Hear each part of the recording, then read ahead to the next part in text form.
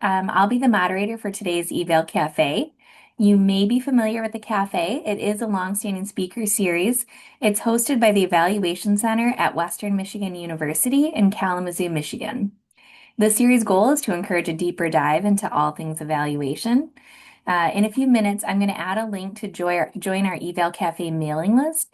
We will be announcing our spring series in the next week or so. So if you are signed up on our mailing list, you can make sure that you stay in the loop when we announce that and register for any presentations you're interested in. Before we begin, we do like to take a moment to acknowledge the history of the land that we're on. Western Michigan University is located on the ancestral lands of the Three Fires Confederacy, which was historically occupied by Ojibwe, Odawa, and Potawatomi nations. We honor their stewardship and connection to the land. Today, we're very excited to be joined by Carl Hanssen, the owner of Hanssen Consulting. I will hand it over to him in a minute, but if you have any questions during the presentation, please go ahead and use the Q&A button. You'll see that on your Zoom option bar at the bottom there. You can go ahead and put your questions in there. We can answer them at question breaks. You can also use the reaction button if you'd like to raise your hand and ask your question. We can do that. And of course, the chat's always available. So we have plenty of options. We hope you'll jot things down as you think of them. And with that, I will hand it over to Carl. Thanks, Samantha. Hopefully you can all hear me okay. Um, I'm going to share my screen. I have a few slides. It's nice to be back at the Evaluation Center, though I'm a veteran, or maybe an alum is what you would call me, of the Evaluation Center at two different stints. We'll talk about that a little bit more. Let me share my screen and get the presentation up. Share, and then I'll make this full screen so you all can see it. Is that showing full screen at this point? Yes, it is. Great, great. Um, so the title for today is Evaluation in Corporate Contexts, making the transition from education to training. I recall from my evaluation training that back a long time ago that a lot of the focus was on educational evaluation. I think the field has its roots in educational evaluation, and a lot of this work that we would do in academia is really focused in that domain. Um, I personally evaluated projects from math and science education for elementary students to community college projects, but all really focused in education and all really focused in the public sector. Moving into a corporate context is a little bit different. Um, we'll talk about how it's different, how there are some similarities, and but I've spent a career kind of spanning both domains, and hopefully this will be provide some insights for you as we go forward. So I'll give you a brief introduction about myself. We'll talk about some evaluation models that are relevant primarily in the corporate context. We'll talk about education skills that are valuable. Talk about some terminology. And then I've got 10 points about working in a corporate environment. If anyone feels that they want to dabble or they want to migrate into that domain, there'll be sort of 10 fun facts or 10 points about that. And of course, please feel free to ask questions throughout. I did reserve some time at the end for question and answer. So, okay, a brief history of myself. So I was a graduate assistant and a senior research associate at the Evaluation Center here, starting in 1991. So do the math. I'm not good at mental math personally, but I think that's 34 years ago that I started my career in evaluation. At that time, I also was working on my master's. I completed a master's in political science as well as started work on my doctorate in evaluation, measurement, and research. So at that point, the interdisciplinary PhD in evaluation did not exist. So we were part of the College of Education, right? Which again ties back to those roots of educational evaluation.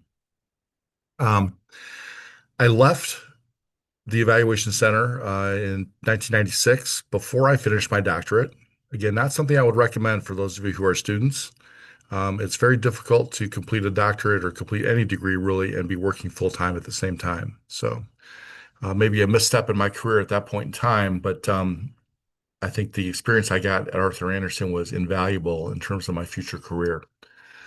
Returned to the Evaluation Center to complete my PhD, and again in evaluation measurement and research. The interdisciplinary program was in place at that time, or was, and but I had started in the one area, so I finished that out. I founded Hanssen Consulting in 2004, and over the last 20 some years, we've been engaged in federal grant evaluation and assessment and measurement in corporate learning programs. So I do still do work in federal learning programs for the Department of Education, National Science Foundation, other areas. But most of my work at this point is in corporate learning and development. So some evaluation models. So let's kind of switch gears here and talk a little bit about some of the evaluation models that are very commonly used in corporate settings. Um, the first really is Kirkpatrick's four levels. Now, when I was in school, they didn't teach Kirkpatrick's four levels. It was, say, I think, seen as a relatively elementary model. But Kirkpatrick's four levels, for those of you who are not familiar with it, starts with level one being reaction. So when you take a training course and you get a smile sheet at the end of the course, that's what you'll be. That's level one evaluation. Level two is learning. So when you take a training course and you have a test at the end or an assessment at the end, that's what level two is addressing. Um, Level three is transfer of learning. So are you actually applying what you learned in the course on the job? Okay, again, a little bit more difficult to evaluate. In the corporate context, it's often evaluated by sending out 90, 180-day post surveys to ask if people have been using what they learned in the training. I don't find that to be a particularly compelling way to get at that question, but that's a common thing that's done in a corporate setting. Then the fourth level is business impact. So to what extent is the learning impacting business results? When we talk about business results, we're talking about, for example, in a sales context, you might have, are people who went to a particular sales program, are they performing better in their sales expectations and results? Okay. So that's the gist of Kirkpatrick. Now, having said that, I would argue that most every one that I've been associated with in a corporate learning setting does level one. Many people do level two, especially in a regulated environment. We'll talk more about regulated environments later. Level three is less frequent, and level four is almost non-existent. Um, so that's I think neither good nor bad. It is the reality of what's happening. The more compelling question is gets to the next model, which is really an extension of Kirkpatrick. Some people call Phillips ROI really level five. Uh, and the return on investment metric is an important one for organizations. Any sort of program that a company would engage in ought to have a return on investment, or they don't really see the benefit of doing it. Um, so ROI calculations are, of course, messy. And you can create a calculation related to ROI, and people can probably shoot a ton of holes in it. So it's not a very frequently executed metric. Um, it's seen as sort of the holy grail, if you will, of learning evaluation. Um, but it is out there, and it is something that people dabbling in the space ought to be familiar with. The third is Brinkerhoff's success case method. Now, this is interesting because this is a qualitative methodology. For those of you who are not familiar with it, it starts out with a basic survey of people who have attended a program, and they ask if there has been impact on their performance, on their knowledge, skills, whatever the case may be as it relates to the program. And from those who say yes, and from those who say no, there's a random sample selected so that you do case studies on people who say they've been impacted and others who say they have not been impacted. And those impact case studies are intended to serve as sort of a quasi experiment so that you can then say, wow, for people who said they were impacted by the program, here's all the good things that they've done. And for those who said they weren't impacted, here's all the things that they did not do. Therefore, the program must have had a positive impact. So this is an interesting one. This is beginning to be adopted relatively frequently in terms of to conduct impact studies within corporations. Um, it's I won't say it's quick and dirty. It relies on a logic model of the program, and it's proven to be an effective way to satisfy stakeholders that programs are having an impact. This fourth model is we call the ADDIE model. The ADDIE model is kind of a instructional design model, but it blends evaluation within it. A stands for analysis, D development, the second D for design, actually design, then development. I is implementation, and then E is evaluation.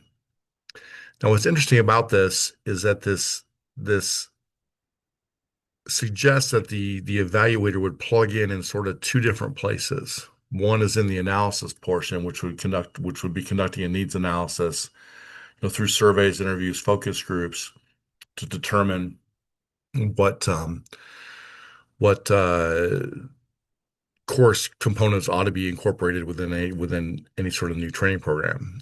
Design, development, and implementation is really the domain of the instructional designer.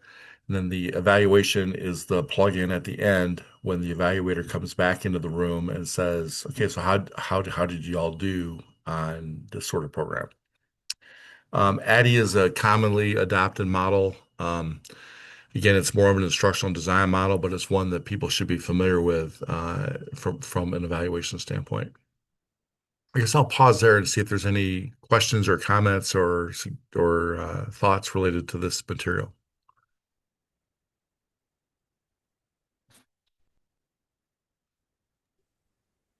Carl, I don't see any questions yet, but I did want to, there was a comment that said, I appreciate your honest assessment of ROI being seen as the holy grail, but it has a lot of feasibility and validity concerns. So just a comment, but no questions yet. Okay. Yeah, I mean, I think that's a fair comment. From there are so many intervening variables in an ROI calculation that it's almost impossible, if not at least extremely difficult, to attribute what happens in learning to the outcome and to the return on the investment. I think that's a very fair statement. So, okay, let's go to some of the skills. Okay, that people who are working in corporate evaluation, and you'll see that when you look down this list, wow, this looks a lot like the list of things that I'm learning in school or I've learned in school. I was commenting to Lori earlier that I use what I learned in graduate school almost every day in my career, which is kind of nice. It makes me feel like I didn't just go through 8 years of education for nothing. Um, but some of the skills and knowledge that you ought to know. One is you need to know something about adult learning theory. Okay? This is different, obviously, than evaluating in a elementary school, middle school, high school context. Adults learn, in theory, they learn differently. They like to learn in small groups. They like to learn by doing.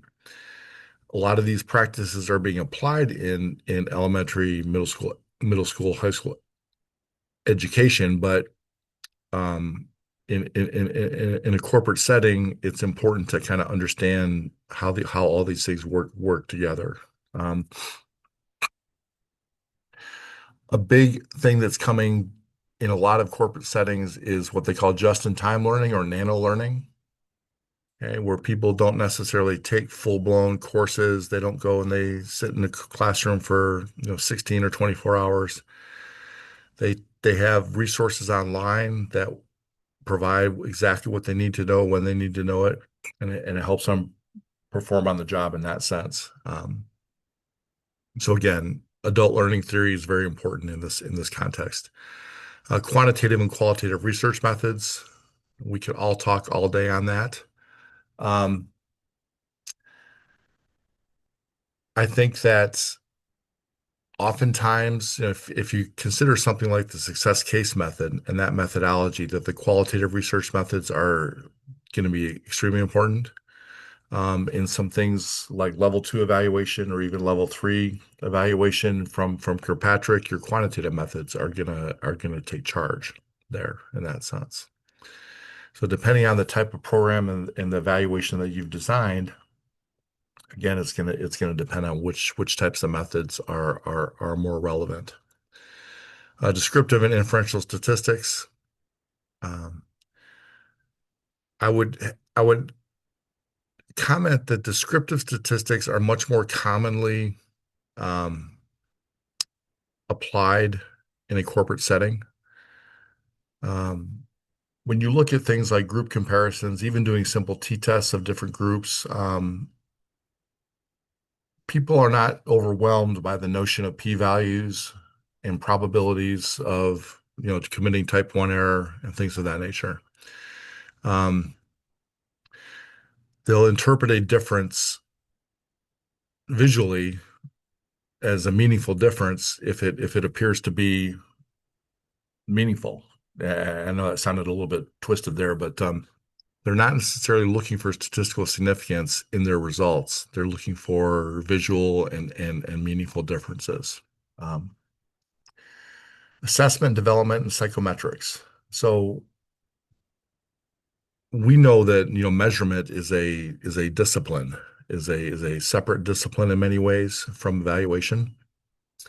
Um, but to be familiar with how to build a test, how to analyze a test once it's been deployed, simple things like you know, uh, item difficulty analysis, or distractor analysis, and things of that nature are important for looking at the quality of level two evaluations and other factors that factor into, did people actually learn what they were supposed to learn during this learning program? Um, Another area that's super important, database development and data management. Uh, Corporations generate, as you can imagine, just ungodly amounts of data. A lot of it's very messy. But in order to be able to develop a database to manage those data and to be able to use those data to relate to learning results begins to start to get you to the point of getting at the business impact types of metrics. But it doesn't always get you all the way. And certainly, and this is common in school systems as well, but you know, privacy issues, PII, all those types of security issues are very important when considering database development and data management types of issues there.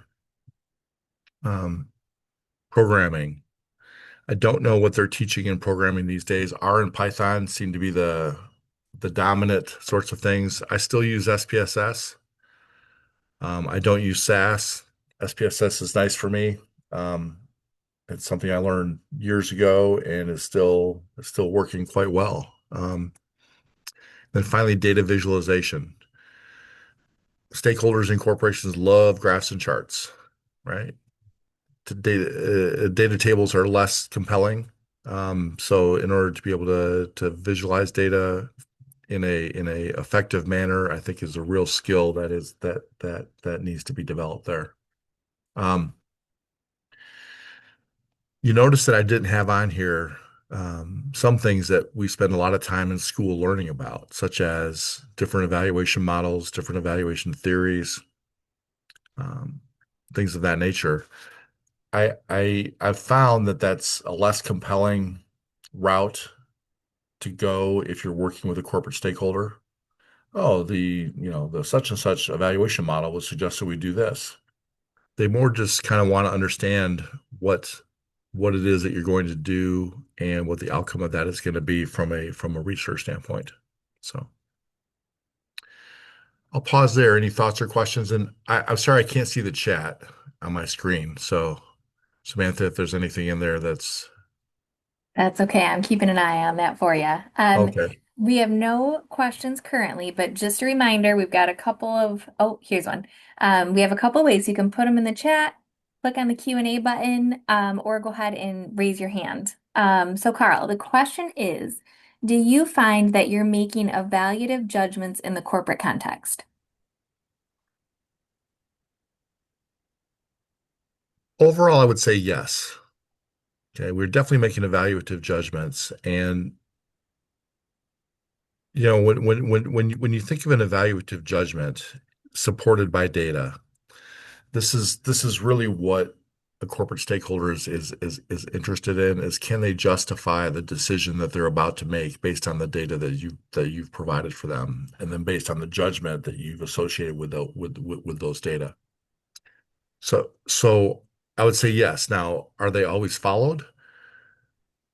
Uh, there's lots of reasons why people don't follow or adopt the evaluative judgment that you might make. A lot of it will often have to do with budget, cost, quality, time concerns, and simple politics. Most organizations that I've been associated with are constantly reorganizing, which can what am I trying to say? That which can kind of stonewall any sort of real change within an organization if you're constantly reorganizing the structure. So yes, we do make evaluative judgments. Are they adopted? I would say if I had to put a number on it, I'd say it's a 50-50 proposition. Okay. So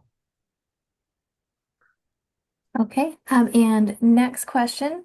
yeah. Wouldn't you say that understanding eval theory, however, can inform how you answer questions being asked in corporate context or really in any context? It also strengthens findings if the approach is matched to the context within which you work. See, I think that understanding evaluation theory is important. I think it does not need, it does, in a corporate context, it rarely becomes elevated to something that would be discussed as a critical component of any sort of finding. Um, so it's a little bit different than, people aren't going to say, well, we need to use this particular theory to answer this particular question. You may say that internally, and you may be actually applying those principles, but the stakeholder is not going to be concerned with that. So, in my experience, yeah. So, is there one more I saw? Oh, I see the chat is now blowing up. Yes. Um, yes.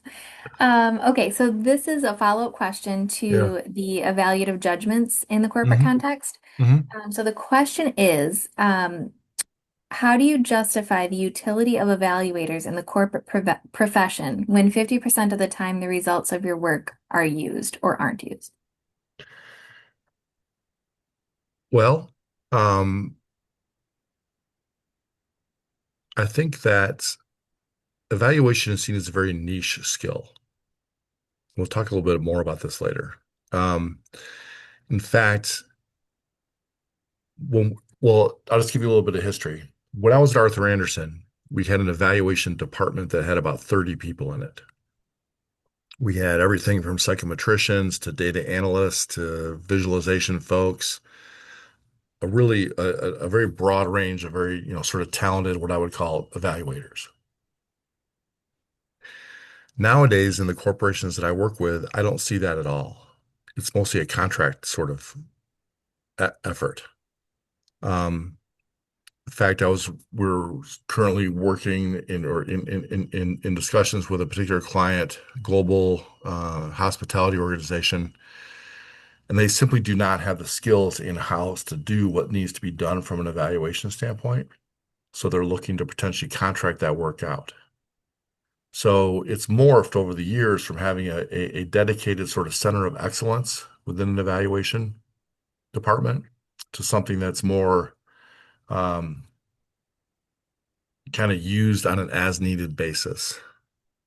So, which is where I think, if you're into consulting, which is where the opportunity is, but it's not something that corporations have decided to invest a lot of effort in internally. I hope that answers the question. Okay, thank you. That is Yeah. all the questions we have for now. All right. So let's move on to some basic terminology. And this is a simple slide, but I, I put five things up here. Now, assessment, evaluation, measurement, impact assessment, effectiveness. I, I I put them all up here because I think as evaluators, we know that these things are different. Okay. We know that assessment from a purist standpoint is different than evaluation, is different really than measurement.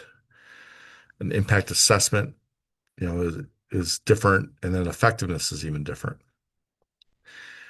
In a corporate setting, these things will all get used interchangeably, and it's somewhat frustrating to the evaluator. I'll offer. So, I mean, a lot of times when I'm being pulled into a proposal or into a project, it's under the guise of measurement. And we're not doing anything related to measurement. We might be doing impact assessment, but they say, well, the measurement guy is here, Carl's here, and here's what's going to happen. And we end up doing something related to needs analysis, for example, or maybe it's building out an assessment to look at people's capabilities in a particular area or something of that nature. Um, so from a terminology standpoint, you said to be prepared to that all of these things kind of mean the same thing to most stakeholders.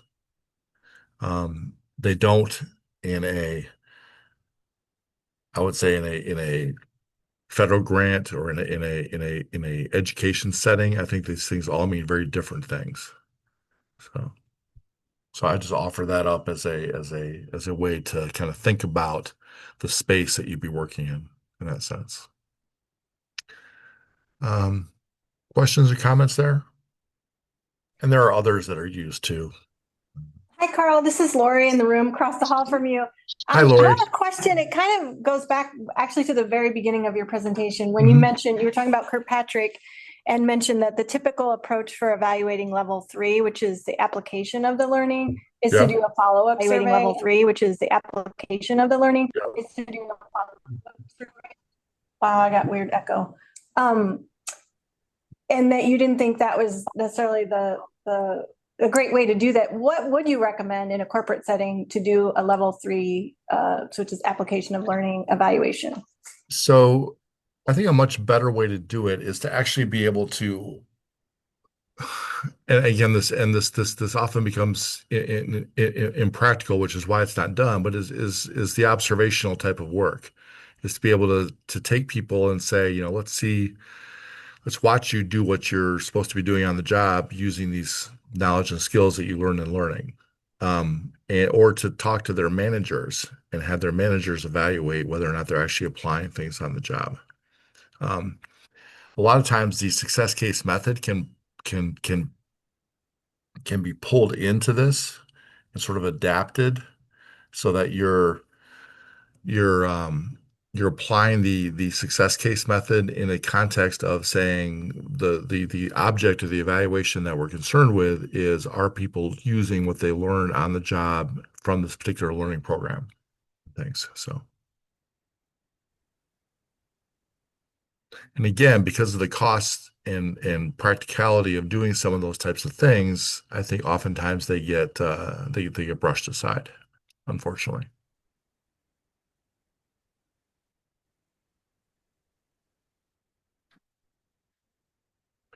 Other thoughts or questions? We're at 12:30 and I wanted to leave some time for questions. So let's go to the 10 things. Cor and I just called it corporate life. And we've talked about some of these already.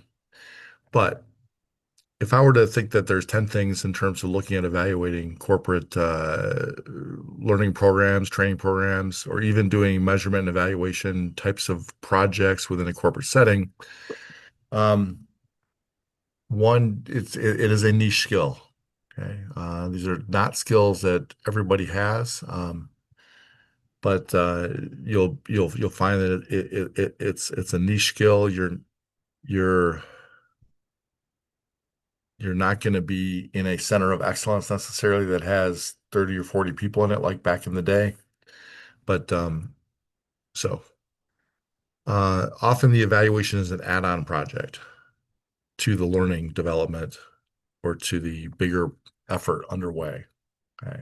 So it's an add-on. It's not something that is conceived at the start.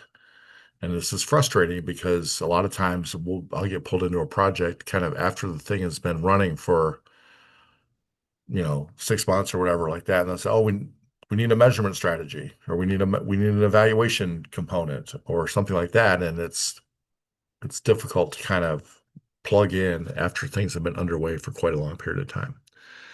Um, in a corporate setting, efficiency is key. A lot of times, I think people perceive that um, learning evaluation is time consuming, and it can be. It certainly can be, but um, it needs to be really much more efficient in that respect. The 80/20 rule, if you're familiar with the 80/20 rule, good is good enough, I think, for many stakeholders. And again, a lot of these things may appear to be a little bit disappointing, shall we say, um, especially for those of us who studied evaluation and have doctorates and things of that nature. But the 80/20 rule is I think, a really important thing to remember within a corporate setting. Things do not have to be perfect. And I'll give you an example of that. From a sampling standpoint, um, we would look at a reasonable sampling um, parameters as being so what I call the 90/10 rule, and where you have a 90% confidence plus or minus 10%, right? In a true experiment or in a more rigorous experiment, a 95/5 rule might apply. But the corporate stakeholder does not necessarily want to invest in what's needed to survey that level of population to get to that 95/5 level of precision. So they'll drop that down. And as you know, from a sampling standpoint, it drops down significantly when you go to a 90/10 approach there. So it's a very common application of good is good enough. Um, we talked about theory. Again, theory is important for us. I think it doesn't resonate with a lot of corporate stakeholders. Okay. Um, Messy data, while there's a lot of it, it tends to be very messy. Um, I'm working with a client right now where we're doing some reporting as it relates to their acquisition of industry badges to help credential employees within the organization.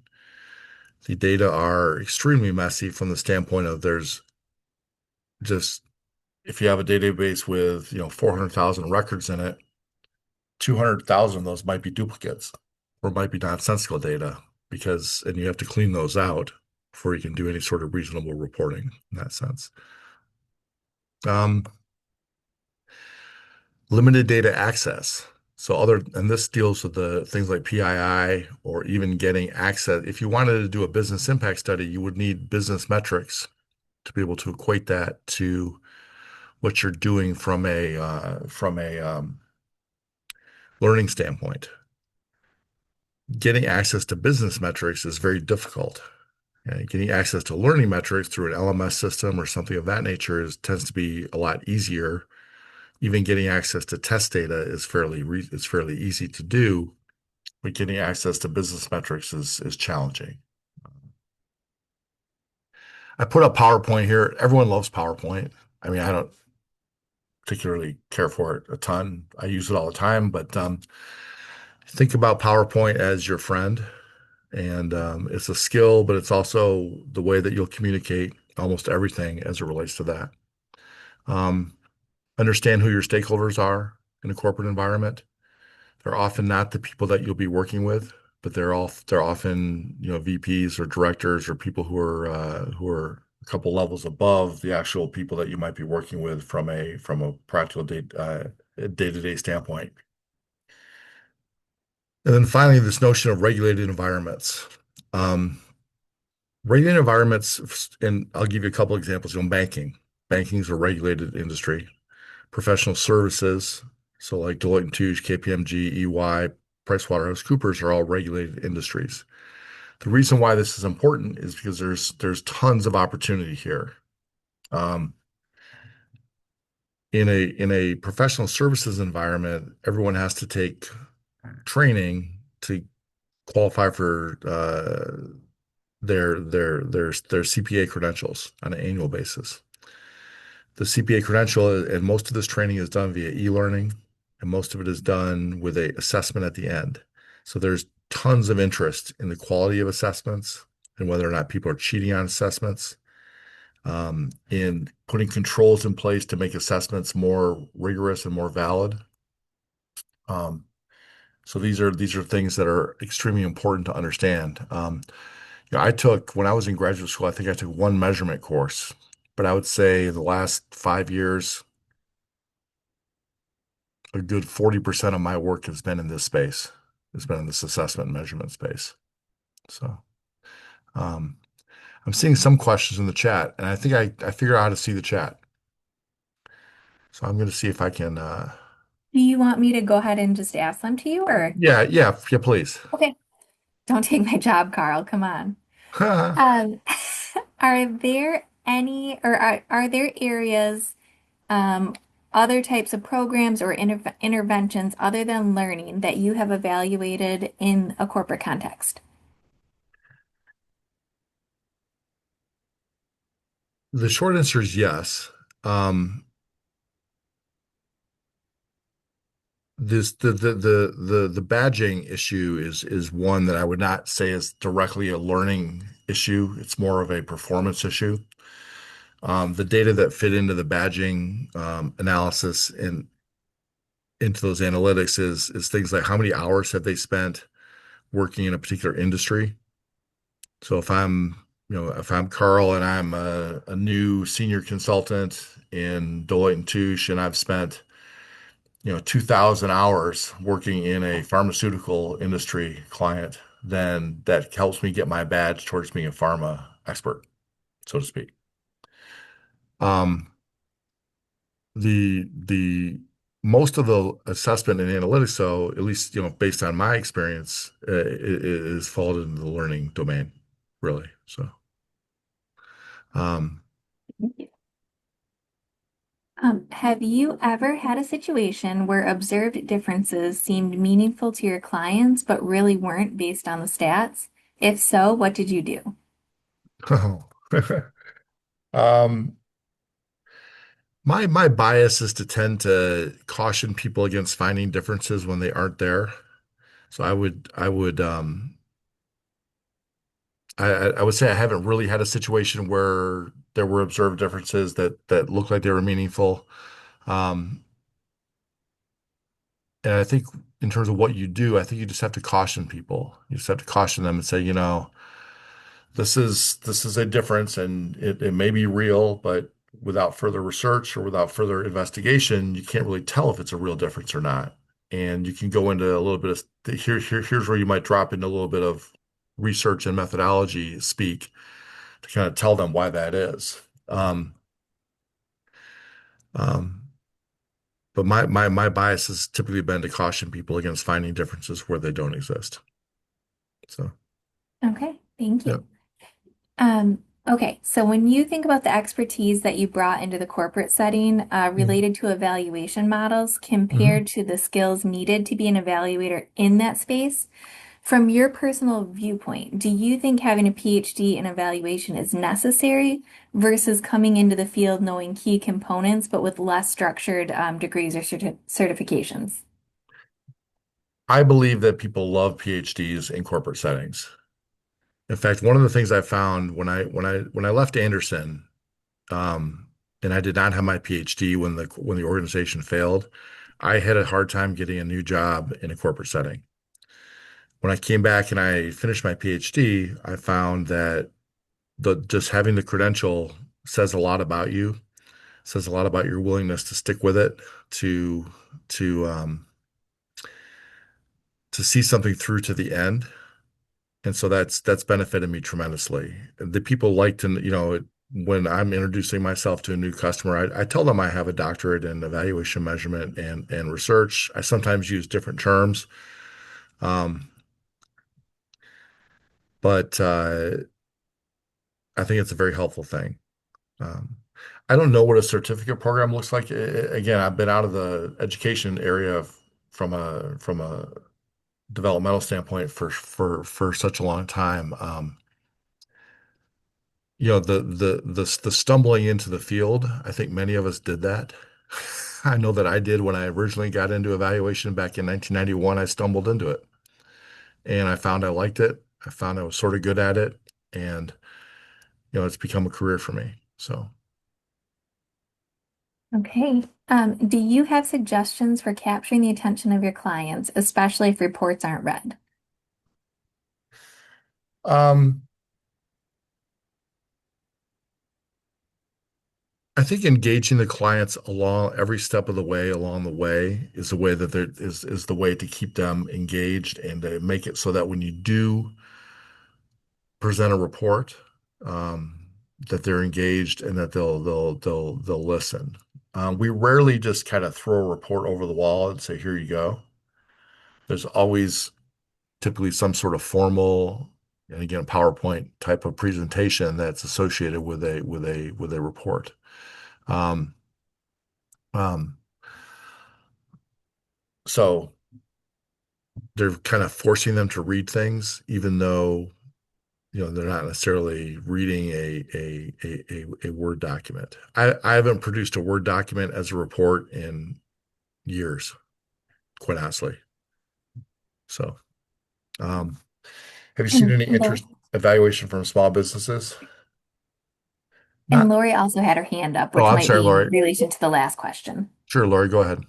It's actually just another question in the room. So Michael, you Okay. want to ask your question? Hey, Carl. Michael Harner. I'm on faculty here at the EMR and also in the IDPE, Hmm. and I'm just across the hall from you at the moment. I just want to come back to this concept of little space for theory because it feels like the evaluation theory is somewhat central to you being able to kind of defend the judgments that you make, right? So while there might not be places for like discussing developmental evaluation or participatory evaluation, but the idea of the general logic of evaluation of warrants and backing seems to be underlying all the work that you do. Would Yeah. you agree with that and maybe speak to the value of at least understanding that logic of evaluation?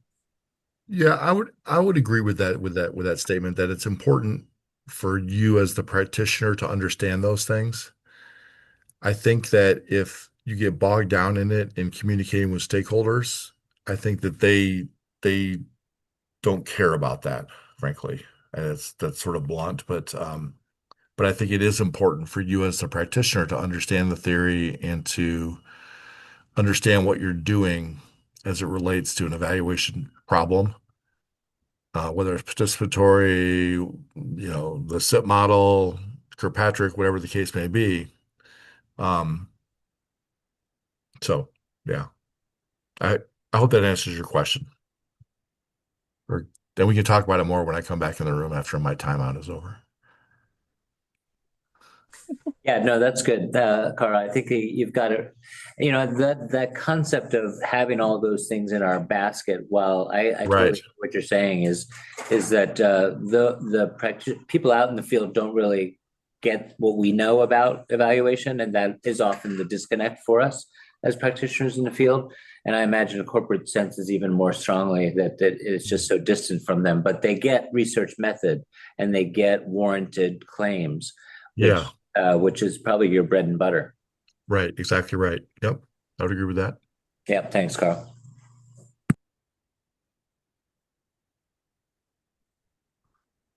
So, Okay. Go ahead, Samantha. Sorry, I was going to say, Lori, did you want to ask your question? No, that was on behalf of the room, not me. Oh, Okay. okay, got As you. long as I'm unmuted, I will say I did have that other question. I want to make sure we get to the other one that's in the chat, but I was asking, have you seen interest in evaluation from small businesses rather than like big corporations? Not as much, frankly, which is unfortunate because I think you have the opportunity in a smaller business to be more impactful. But this sounds somewhat mercenary, but you kind of have to see where the money is and figure and that's where your best opportunities are going to be. Yeah. That's again part of I think why we're doing this conversation is, as federal funding and state funding for these types of things is maybe retracted a little bit or reduced a little bit. What are some other channels where you might be able to apply your skill sets and and do things you enjoy doing? So, Okay, thank you. mhm. And then we have another question in the chat. Given interactions that you've had and in your experience at your consulting firm, do Mhm. you think or find that having a project management professional certification could be helpful or increase pay? I always wish that I had that. I don't. Um, I I think it's a good thing. I think what you'll find though is that you won't wear both hats necessarily. If you have a PMP certification, you probably will wear a project management hat, and that will be, compensated at one particular level. If you have a PhD in evaluation, um, you'll wear a different hat, and that you'll be compensated accordingly to that. It's rare that you see people doing both things in a large corporate setting. Most projects I work on, so this is a little bit of I work through a lot of my work is through a broker where they go out and they do the sales and then they assemble teams of consultants to do the actual work. And so our teams will have, me as an evaluation expert. It might have a separate project manager. We might have a a separate visual designer, things of that nature. So that's kind of the nature of that business. If you have a PMP certification, but you could be valuable wearing multiple hats in a context like that. So, Okay, great. Thank you. And that's actually the end of our questions. So I'll okay. talk slow just in case anybody wants to pop any more in there. Go ahead. Yeah. But I just want to thank you, Carl. Thanks for the presentation and for coming Sorry, out to Kalamazoo to visit. Samantha, Yeah. sorry, I'm so sorry, but we actually do have more questions in the room. Yeah, if there's Oh, great. time. Yeah, sorry about that. Okay. Yeah, Yeah, there's absolutely. time. Carl, I know this is probably thinking back a ways, but going back to maybe your earlier experiences, working with the federal government, working with Mhm. those more traditional evaluation clients. I wonder if you have a sense of kind of the comparison between how the corporate world uses evaluation versus how your traditional kind of education, governmental, nonprofit clients use evaluation, and to what Okay. extent. I think that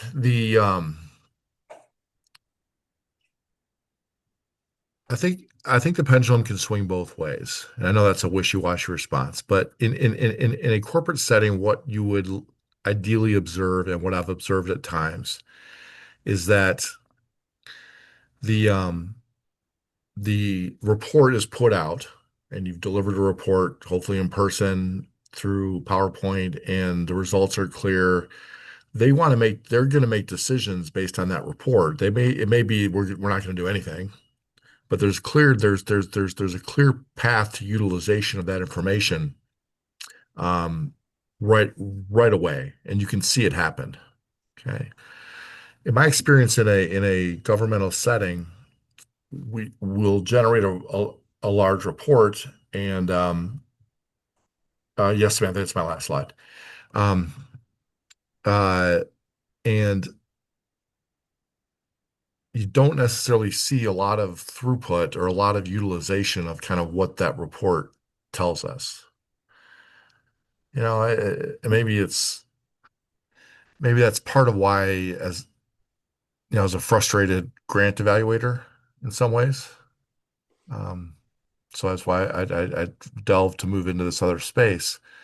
Um, but it was hard for me to see the direct link between action and what we were doing in the field. So Thanks, Carl. I think that's a common frustration for evaluators. So yeah, I think you're interesting right. to hear that, you feel the same. Yep.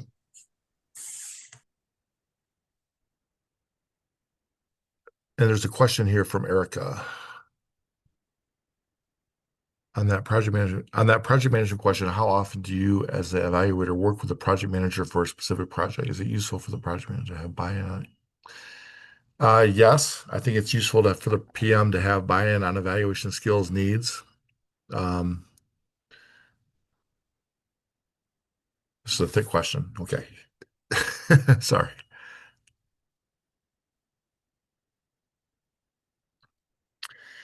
Yeah, so relationships with other types of people on project teams. I think that as an evaluator, we are naturally somewhat agnostic from a content standpoint, I think. So that, for example, we did a project recently with a large bank, and it was in the change management domain. And we were developing an assessment around change management capabilities for the organization. And I don't know much about change management except for what's been imposed on me in corporate settings. Change management is a field and a discipline all its own. I really have to rely on people who are experts in that area to be able to tell us what types of things are relevant, compatible, applicable in that sort of setting so that when we go to assess skills or knowledge related to change management, that we can have something that's valuable.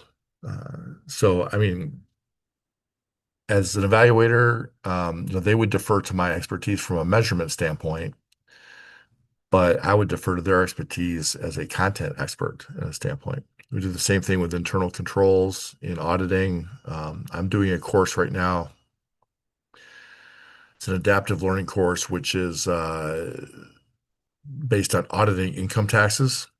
And I'm dying to see what the content looks like because it's tax time almost. But we're gonna, but I rely on them to develop content, and I'll be the evaluator in terms of applying principles and psychometric principles and things of that nature to assessment items so that we can have something that's valuable. So, okay. And that was my last slide. So I guess I have one more, which is, oops, I got nervous I was cutting you off because you said you were going to end no, with, your 10 corporate life. And then I was like, oh, I should double check and make sure. no, just a thank you, Oh, and there that's you me. go. Yeah, Okay.